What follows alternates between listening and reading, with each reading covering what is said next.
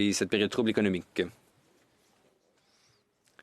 Je suis respectueusement en désaccord avec cet énoncé de confiance envers le ministre des Finances. Le ministre dit dans un tweet qu'il va aider les petites et moyennes entreprises. Or, ça fait des mois et des mois que ces PME attendent un appui. Je ne dis pas que son ministère ne travaille pas. Ce que je dis, c'est que je remets en question les priorités du ministre. D'ailleurs, lorsqu'il a comparu devant le comité des finances, eh bien, bon, ce même jour-là, il s'est soudainement rappelé les 40 000 en déplacement qu'il avait reçus. Voilà un exemple qui témoigne de notre perte de confiance envers le ministre des Finances.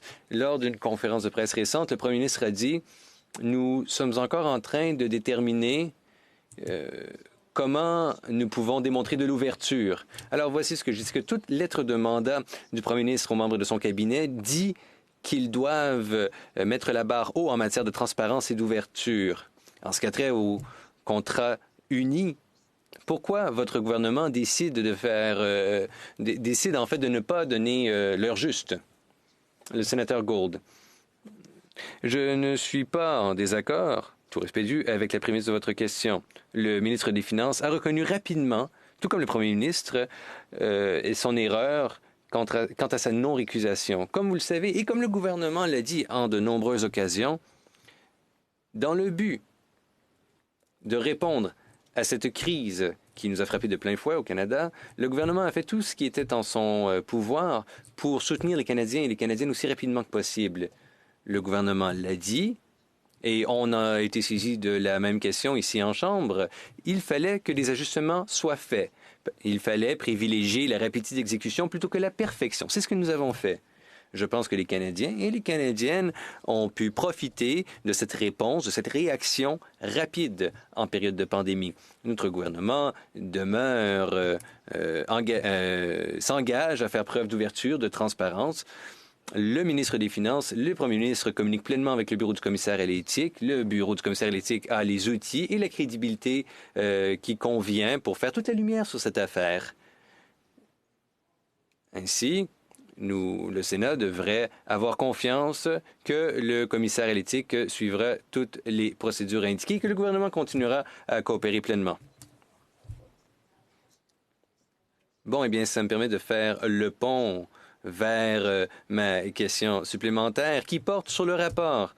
Le rapport qui disait que le premier ministre avait enfreint la loi sur les conflits d'intérêts dans l'affaire SNC-Lavalin.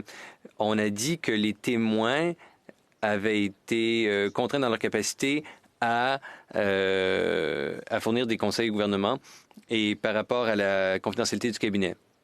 Alors, il y aura donc une enquête du commissaire à l'éthique sur la conduite du premier ministre et vous l'avez dit vous-même, sénateur, que vous êtes transparent et ouvert. Donc, cette fois-ci, ferez-vous preuve pleinement, véritablement d'ouverture et de transparence et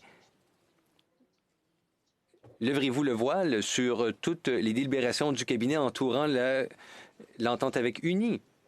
Réponse. Je ne puis m'engager comme vous le souhaitez en réponse à votre question. Mais ce que je puis vous dire, c'est que le gouvernement continue à s'engager à travailler de façon ouverte et transparente avec le commissaire à l'éthique et avec les 3 comités de la Chambre des communes qui se penchent sur la question. D'ailleurs, on m'a dit aujourd'hui, et on s'y attendait la plupart d'entre nous, j'ai entendu aujourd'hui donc que le premier ministre et ce chef de cabinet comparaîtront devant le comité chargé d'étudier la question et répondront à toutes